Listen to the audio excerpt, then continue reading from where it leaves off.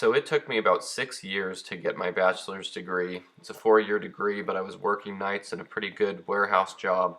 And when I finished getting my degree, I had a little more time now, and my friend invited me to start working for him on the side doing mobile detailing. So he had a mobile detail set up where he took his truck and trailer and he'd go wash cars and RVs and stuff. And it worked out pretty well with my schedule, and it was fun because I was able to keep my cars clean too. You can see his trailer here, and you can see the Bullitt was all dusty from driving to work every night, and I would wash the car and take care of it with his stuff.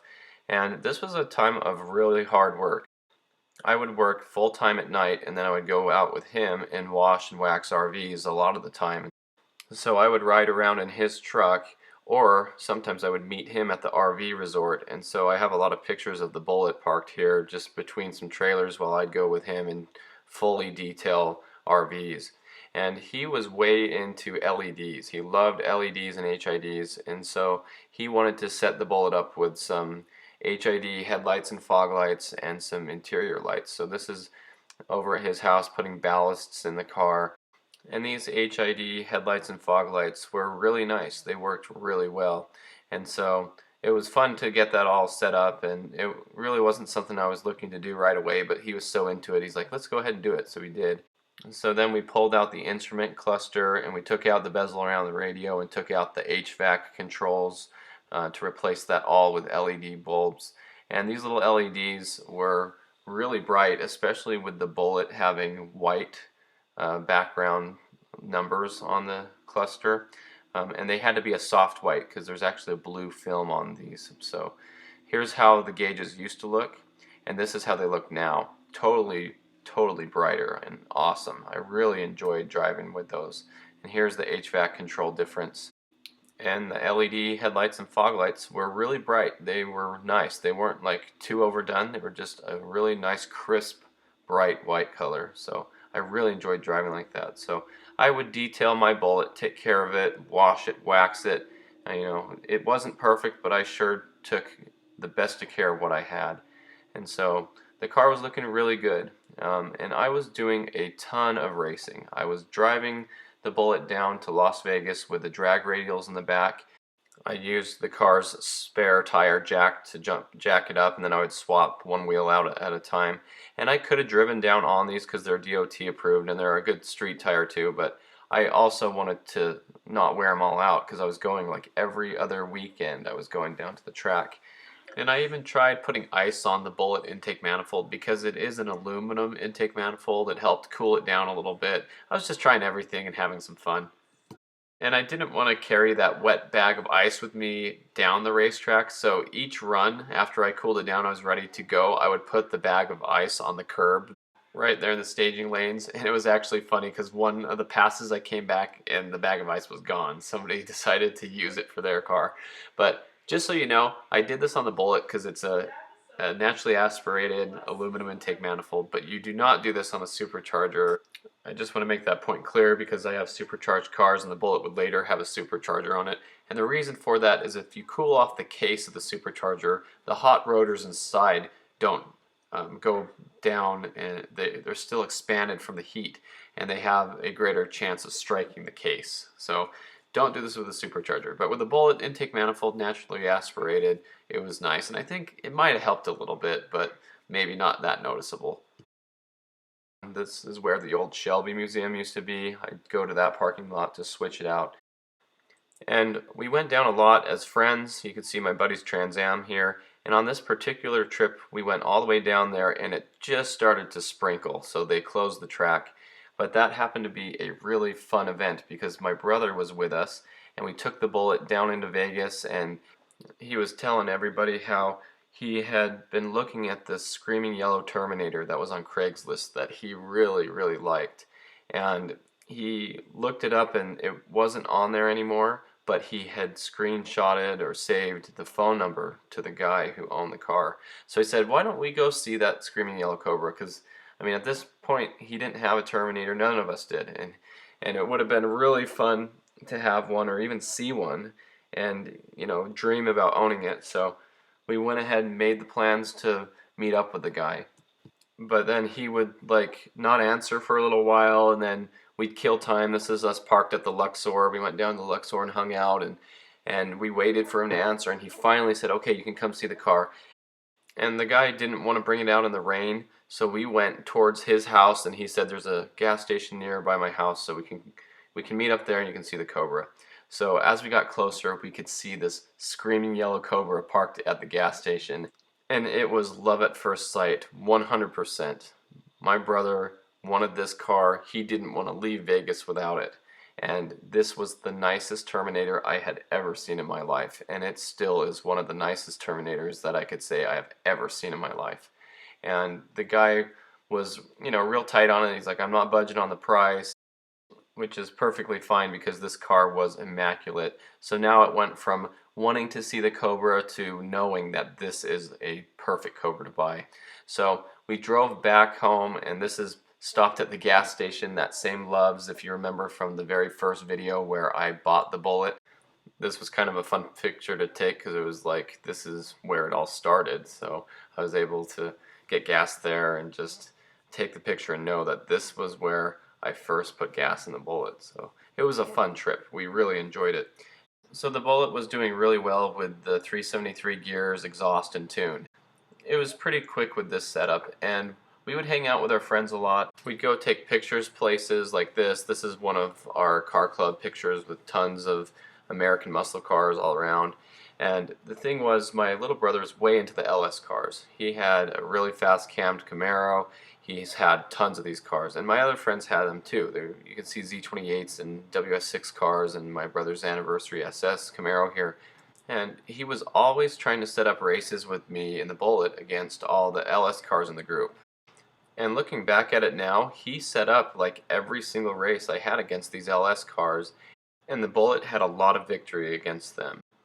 And for being just a bolt-on 2-valve versus an LS1 car, the Bullitt did amazing. This is one of my favorite races. It was with my friend's white Z28 RS. It's like this white one here in the picture. This was the one he got later. Unfortunately, his RS got totaled, but this is the race against that RS with the Bullitt with just bolt-ons. I love this race. It was a very fair race. It was very clean. We both started at the same time. It was a good pull. 2, 1.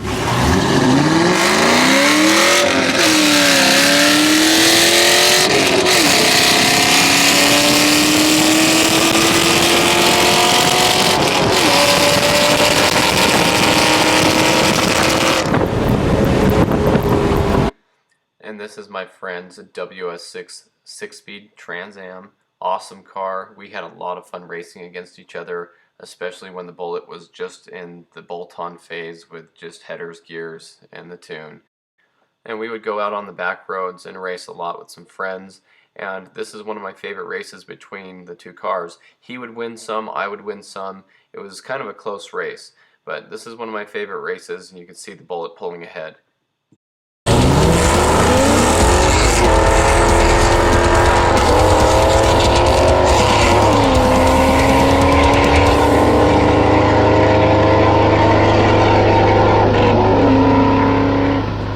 My friend had this really nice white WS6 Trans Am, and we were out racing around one day, and we decided to line them up. And again, you can hear my little brother in the front seat of the Bullitt here. He wanted to see the LS1 win. Here he is counting it out, but the Bullitt doing really well with just bolt-ons, gears, headers, tune. Okay, shout it out. 3, 2, 1.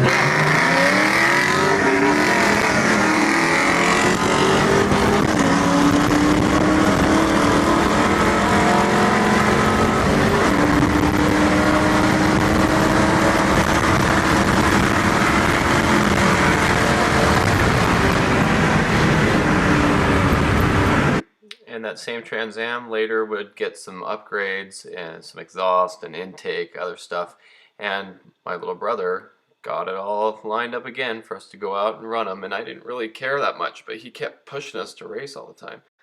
And so we went out and ran them, and you'll see that I totally slaughtered them on the launches. And I would, try to make it fair. I'd be like, well, you're not doing very well, let's do a roll race, let's do it like 5 miles an hour, so at least we're both moving, So you'll see in these races, the Bullitt did really well, definitely definitely on my part, good driver's race here. And then on a good clean roll race, his car did outpower the Bullitt. But I was just out there having fun, and so was my friend. 3, 2, 1, go!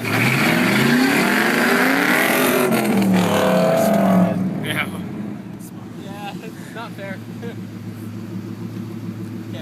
Okay. 3, 2, 1, go!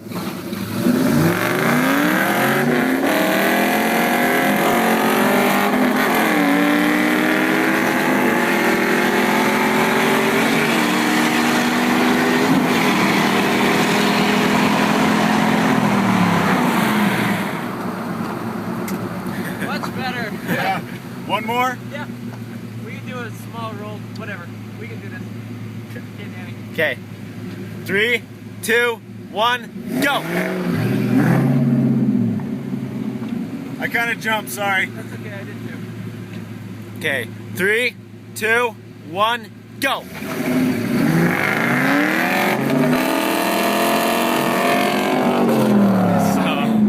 Okay, 3, 2, 1, go!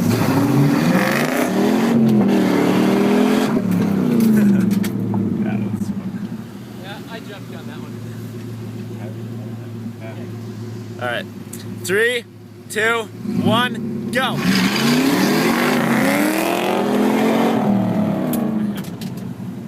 Let's do a 5 roll because your tires aren't hooking very good. You're just smoking them up. Okay. So we'll just do a 5 roll.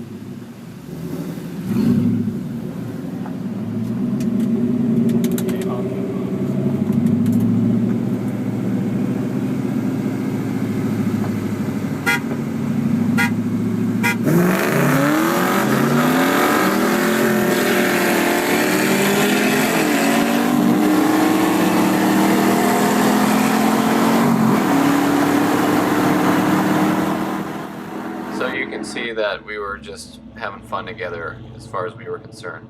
So now I thought, let's take the Bullitt out and go do some fun donuts with it.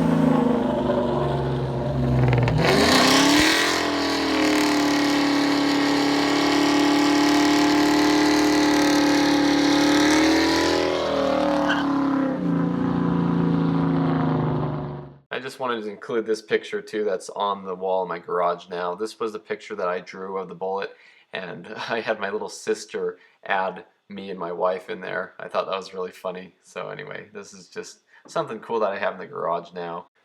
And as far as collectability goes, I made my own Bullitt Hot Wheels car. But as far as continuing with the mods go, you may have seen the video about this Redfire 03 GT that my sister owns now. I bought it from my friend when it got totaled and fixed it. And my buddy also had a silver GT that you'll see the pictures of us here. And what we're doing is we're doing a 3-way axle swap in one day. And the reason we really did this was because my buddy's silver GT, which is this one here, was Kenny Bell supercharged, super fast, and he wanted to go to a different gear ratio because we were all out racing around, and there was a turbo S2000 in town, and they raced, and the S2000 barely beat him, and we were like, hey, let's swap axles and let's get you a different gear ratio, and then you can beat that S2000. It was kind of something fun we wanted to all do together. And the Redfire GT had a new set of 410s that was just installed before the car was totaled. My friend's brother and him installed them. The brother had just graduated from an auto tech class, and they did the gears on that car. And so I said, you know what, I want the 410s in my Bullitt, and my friend could use the 373s that were in my Bullitt at the time, because that would help him out with the supercharger. The 410s would be a little too aggressive for the supercharger. So I said, let's take the 327 stock axle out of the silver GT, and we'll put that in the Red Fire GT, and then we'll take the Red Fire GT's axle that has 410s in it, and we'll put that axle in my Bullitt. And so we did a three-way axle swap all in one night. And it all went pretty smoothly. The Bullitt's lower control arm bolts were a little frozen in there, and we really had to beat them back and forth until we could get those out. But it all went smoothly, and it was so much fun. And we were just doing this all as friends, so we got it all done in one night. And this is the picture of it. It was pretty iconic for us. So I swapped the wheels off the Bullitt several times. There were always times I would trade them around. Here's the Bullitt with Mach 1 wheels on it. I decided to try those on for a little while and wear the tires out on those because I needed to. They looked okay, but I didn't love it, so I'd put the Bullitt wheels back on and drive. And this is us cruising with my friend and his Charger and my other friend's Mach 1, just going on a little road trip together. You can notice in this picture that there's no window tint on the car. I took off the old window tint. It was all purple and gross. You couldn't even see out the back window very well. And so I remember taking this picture when I went to the mall that day and just saying, man, the car looks so good even without the window tint. It looks so much better. The glass just seemed so clear. I used a heat gun and I used a steamer to get that off. And I found this really cool cigarette lighter on eBay. I believe it was made by MGW. And it has the GT badge on it, and I thought that's pretty cool. I know it doesn't have the Bullitt logo on it, but the Bullitt is a GT. And it does have those GT badges on the fenders, so I thought that was really nice, so I bought that for the car. Now the next thing I really wanted to address was the Bullitt badge. I had said before that the badge looked like it was pulled off and then put back on by some 6-year-old or something, and it just wasn't lined up right. And so luckily for me, I had an extra Bullitt badge that I found in the glove box of this Bullitt Mustang. Now, if you remember this Bullitt, it was very special to me. It was the first Bullitt I ever rode in. It was owned by the Ford dealership owner in town, and he had taken the GT badges off the side and put Bullitt badges on the fenders, and where the hole for the GT badge was, he stuck a 9mm casing in there, so it had like a little Bullitt shell in there. But I was looking over this car later after he didn't own it, and I opened up the glove box and there was an extra Bullitt badge inside. It was still in the wrapper and everything. And so the current owner of the car at that time said, hey, you can have that if you want. And I was so excited. I was like, thank you, that's very nice of you. And it's really cool because that badge was bought in a group of badges that he was using for this car, so it was very special for that reason to me. So the nice thing about this is now I had an OEM Bullitt spacing badge that shows the spacing it should be. I didn't want to use the new badge on the Bullitt. I was actually planning on using this new badge when I repainted the Bullitt one day in the future. But what I wanted to do was use it as spacing. And so I got on the internet and I got measurements from people who had posted up pictures for me of what measurements the Bullitt badge should be in. And so I had the rough idea of how tall and how far over the badge should be. And then I laid the new badge above the old badge where it should go. And I put masking tape on to line it all up. And I used that new badge to get the correct spacing for every Bullitt letter. And I drew little lines on masking tape and I got it all perfect. And then I used automotive badge adhesive and I glued each one of those letters on perfectly. And this is how good it came out. So then I was driving the Bullitt and I'd be going to work at night and stuff, and I realized that in the winter months I could smell some coolant in the air vents, and that means the heater core is about to burst. And sure enough, I came out to go home and the Bullitt was sitting there with coolant all underneath it. And at first I thought that it was a freeze plug off the block or something because the coolant was like dripping down between the transmission and the back of the engine, but that's just because it happened to be where it was dripping. But luckily it was just the heater core, and so luckily Danny Johnson was nice enough to lend me his Mach 1. You could see it parked there in the parking lot at work, and I drove and I went and got the parts I needed. I came back and here's the Bullitt sitting there, the last car in the parking lot at the end of the day. But I came to rescue it, and I had to get a certain type of hose that went to a GM car, I believe is what it was, and I had to cut and modify it just to get it on there and bypass the heater core. And so that made it so that I was able to drive the car, and so now the car ran again. I was able to get it out of that parking lot. So it was nice for my brother to come and help out with that. So next I was driving the car around. I noticed that the clutch felt a little weird and the clutch cable was like snapping. It had like one cord left. So I replaced it with a really nice Ford replacement cable. It wasn't adjustable on the other end now, but at least I had that cable. So then I went out and did some pulls in the car.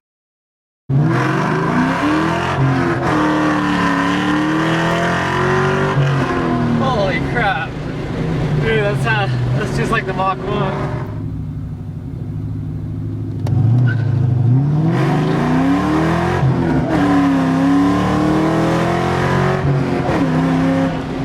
So there is a ton more to this story still to come. Stay tuned for the later parts of this series. I hope you enjoy watching this. This is a very long story, but I'm very happy to bring this all together and document it all. So stay tuned. There's going to be a lot more that this car goes through.